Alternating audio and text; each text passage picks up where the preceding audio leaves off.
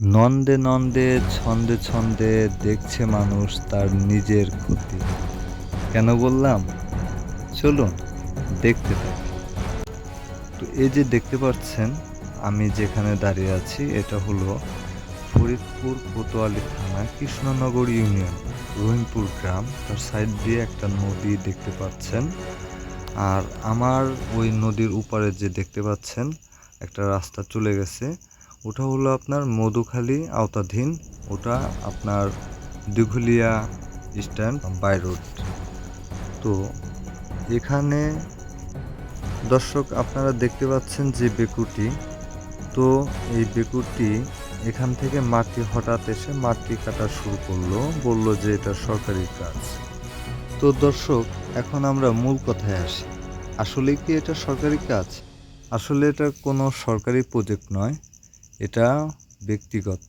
আপনারা জানেন বিগত ডক্টর ইউনূস স্যার ক্ষমতায় আসার পর অনেক জায়গায় নৈরাজ্য বা চাঁদাবাজি বিভিন্ন গল্পই আপনারা শুনছেন। তো সেম জিনিসটাই এখানে হয়েছে। তো এলাকাবাসীর ঘুম ভাঙছে কিন্তু তার পরের দিন, যখন তারা দেখলো যে তাদের এটা অবৈধ, কিন্তু ততক্ষণে তাদের বহুত ক্ষতি হয়ে গেছে, কারণ তাদের জায়গা থেকেও মাটি অনেক কেটে মানে অনেক ক্ষতি করছে তারা। তো এখন এলাকার চেয়ারম্যান মেম্বার মহোদয় তারা আসছিলেন, আসার পরে বেকুর আপাতত চাবি রেখে দিছে। তো এটাই যে আপনারা সবাই সতর্ক হন, আপনাদের নিজ নিজ এলাকায় এরকম কোনো বেকু বা এরকম কোনো আপনাদেরকে অবগত না করে বা সরকারের কোনো নোটিশ না দেখিয়ে যদি তারা এরকম কাটতে আসে, তাহলে অবশ্যই ভাববেন এটা অবৈধ। আর বাংলাদেশি নাগরিক হিসাবে এটা আপনার দায়িত্ব, যেহেতু ডাক্তার ইউনূস স্যার জনগণের উদ্দেশ্যে অনেক কথাই বলছে, তিনি জনগণের পাশে আসছে এবং জনগণের সেবাই কিন্তু তিনি কাজ করতেছে। তো আমরা সবাই সতর্ক হই যে মানে আমরা পরিবেশ বা সব কিছু জনগণ নিজ নিজ দায়িত্বে যদি সেটা দায়িত্ব পালন করে, তাহলে কিন্তু আমাদের সমাজের যেই দুশ্চরিত্র মানুষগুলি আছে তারা আর কোনো চান্স পাবে না। তো এখানে এমন ঘটনা ঘটছে যে ক্ষতি করার পরে মানুষ বুঝতে পারছে, কিন্তু তারা কিন্তু আগে বুঝে নাই যে এটা তাদের ক্ষতি করতেছে বা এটা মিথ্যা বানোয়াট কথা বলে। তো এখানে অনেক খোঁজ খবর নেওয়ার পরে জানা গেল যে এখানে টিওনোর মধুখালী আওতাধীন ওখানে কিছু দুজন কর্মকর্তা এসেছিলেন। তো এলাকাবাসী বলতেছে তারা দ্রুত মানে কাজের যে আমাদের অনেক কাজ আছে এই বলে তারা সরে পড়েছে, কারণ এইখানে তারা বলতেছে, দাবি করতেছে এলাকাবাসী যে এই এই অফিসার দুইজনই ছিল। যখন দেখলো যে অফিসার এসে বলতেছে, একজন নাকি বলতেছে বিসিএস ক্যাডার, আরেকজন মানে যাই হোক একজন কালো করে একজন ফর্সা করে এরকম লোক। তো তারা মধুখালী টিউনো হয়তো অফিসে চাকরি করে, সহকারী বা কর্মচারী, যাই হোক তিনি দ্রুত তারা দুজন আর কি কাজের একটা অজুহাত দেখিয়ে গ্রামবাসীর কাছ থেকে মানে দ্রুত সরে পড়ে। কারণ যখন তারা বুঝতে পারছে যে এলাকাবাসী বুঝে গেছে যে এখানে মানে এটা 2 নম্বর বা এখানে মানুষজনকে ভুল বোঝানো হয়েছে, তখন তারা দ্রুত সরে পড়ছে। তো এখানে চেয়ারম্যান, ফরিদপুর আওতাধীন জেলা আওতাধীন যে চেয়ারম্যান এবং মধুখালী আওতাধীন যে চেয়ারম্যান মহোদয়, তো ওনারা একসাথে বসার পরে মধুখালী আওতাধীন যে চেয়ারম্যান তিনি সরাসরি অস্বীকার করছে যে আমি কোনো কিছু জানি না। তো এখানে যে সমস্যাটা সমস্যাটা দর্শক, যে এখানে কোনো অনুমতি ছাড়া বা এলাকাবাসীকে কোনো ধরনের কোনো আগে থেকে তথ্য দেওয়া তারা করেনি। তো এখানে এসে দেখা গেল যে দর্শক জনগণের যে নদীর পাড়ে যে জমিগুলি আছে, তো অনেক জমিগুলাই তারা কেটে গাঙ্গের দিকে নামিয়ে দিয়েছে। তো এখানে আরও জানা গেল যে মধুখালী আওতাধীন বা ফরিদপুরেরও কিছু লোক আছে এবং তারা অবৈধভাবে সরকারের অজুহাত দেখিয়ে তারা এখানে নদীর পাড়ে নদীর কাজ করতেছে এবং নদীর মাটিও বিক্রি করতেছে। তো তারপরে দর্শক আরও জানা গেল যে চেয়ারম্যান মহোদয় ফরিদপুর আওতাধীন যে বাসার চেয়ারম্যান তিনি টিউনো ম্যাডামের সাথে কথা বলছেন। তিনি ইরশাদ জাহান নামে পরিচিত। তো এটা নিয়ে পর্যালোচনা চলছে আর খুব দ্রুতই এটার কার্যকর হতে পারে আমরা আশা করি। কারণ আমরা জানি যে এখন অনেক জায়গায় বিভিন্ন পাতি নেতারা এসে দখল করার চেষ্টা করতেছে।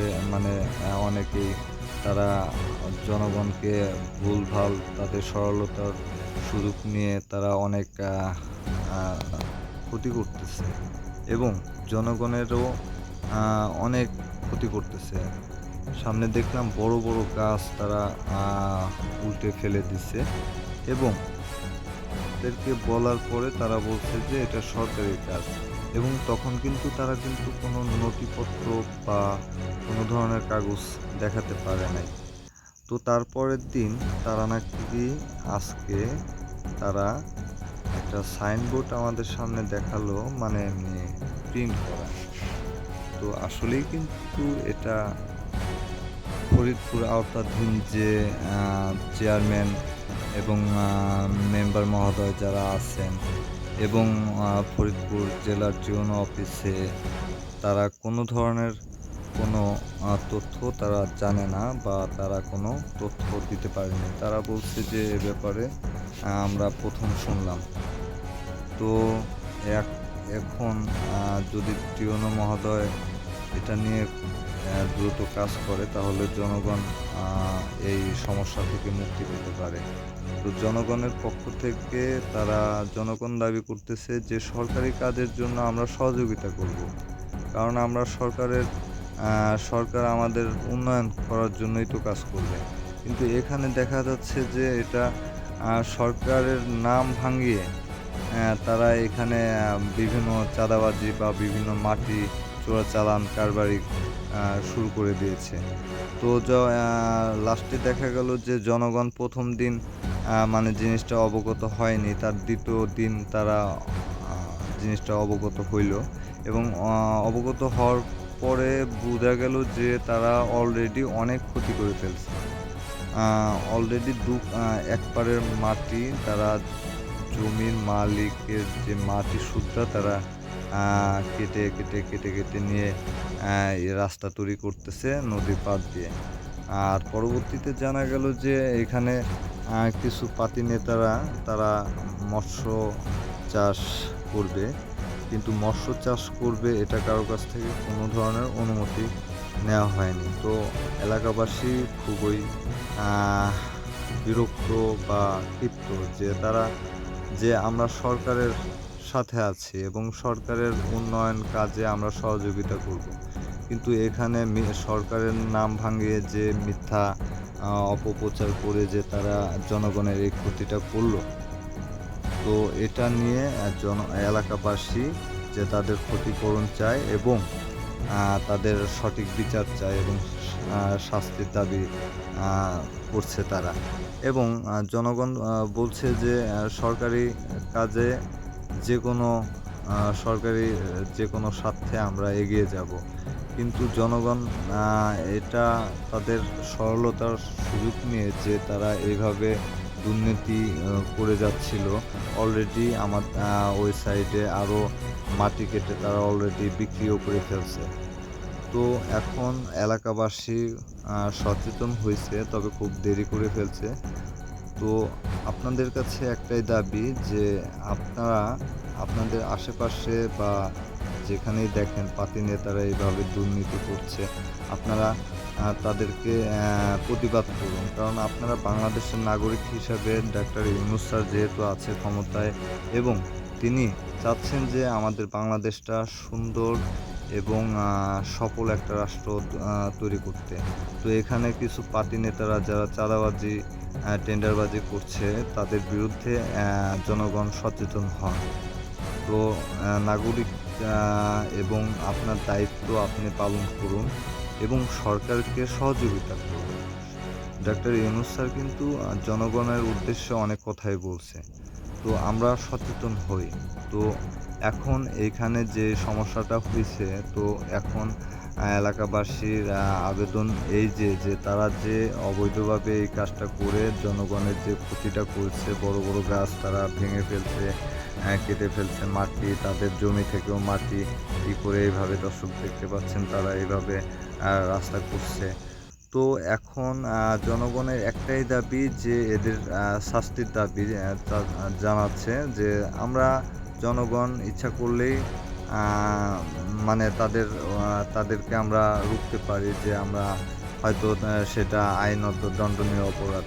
এজন্য তারা সচেতনতা যখন তাদের ভিতরে কাজ করছে, তারা বলছে সরকারের কাছে যে এই সমস্যাটা সমাধান খুব দ্রুতই হোক। তো আশা করি সবাই ভিডিওটি দেখবে।